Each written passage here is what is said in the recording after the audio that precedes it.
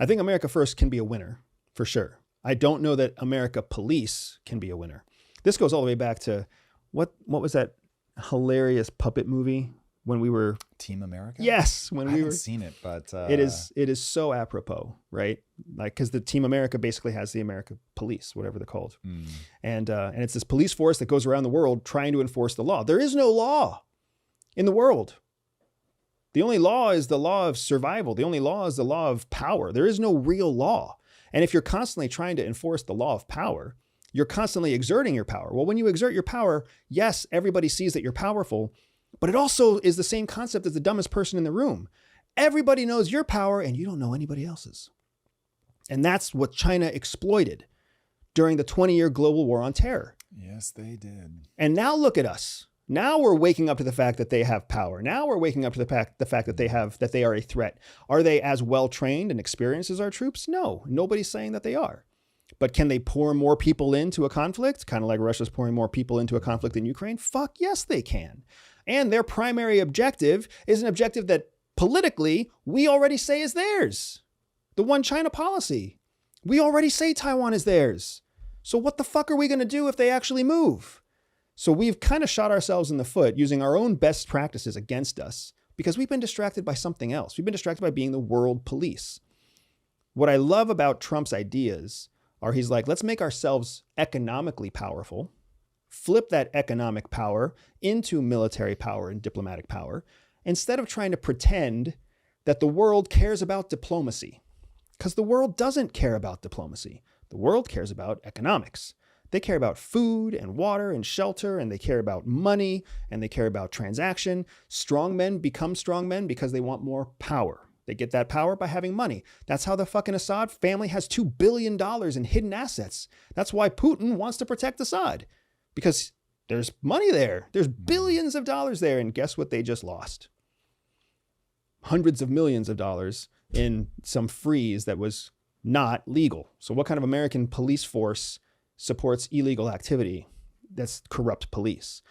So I like the idea of America First because the world needs America. The world needs the United States. As flawed as we are still a whole lot more honest and straightforward and predictable than other governments. But in what way do they need us if we're not going to play the role of policemen? So they need our economy, sure. Does it really matter to us how else they need us?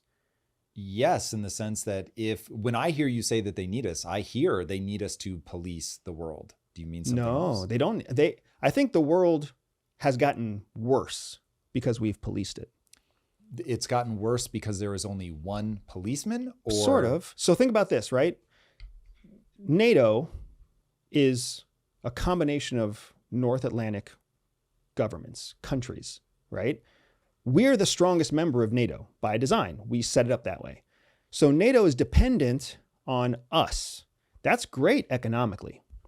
That's great economically. We can sell our weapons. We can sell our ideals. We can leverage them for pressure in all sorts of different ways, right? But who's our strongest friend? Somebody that we've kept weak. We don't have strong allies. Like, we may have allies that believe in us strongly, but they're not that strong themselves.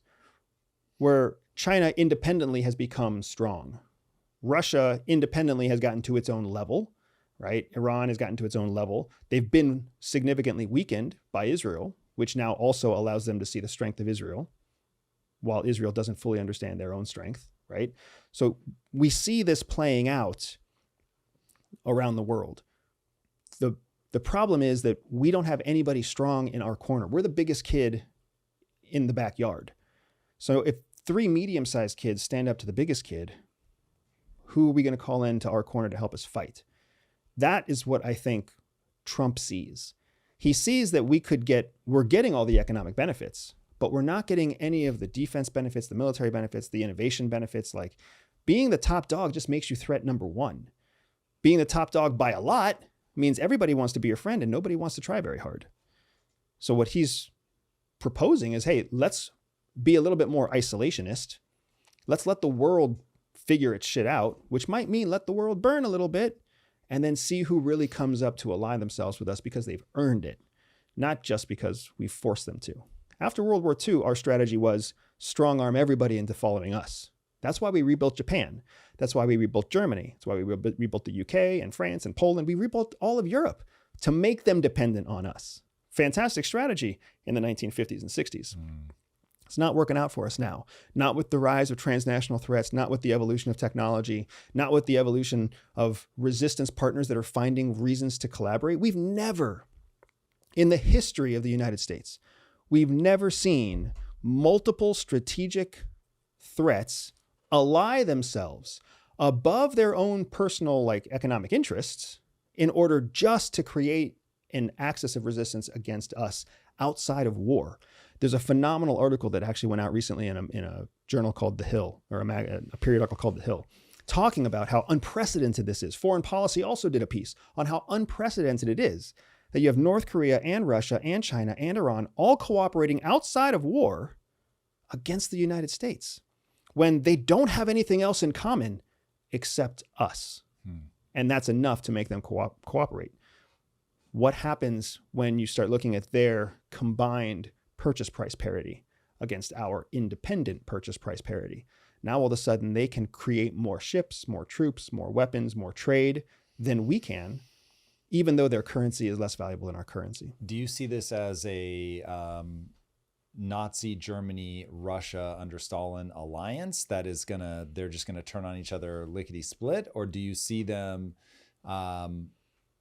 actually being able to hold it together and become a block of power? I see it more like the BRICS nations. I see it more like when it serves them pragmatically and they retain continuity with their strongman leadership.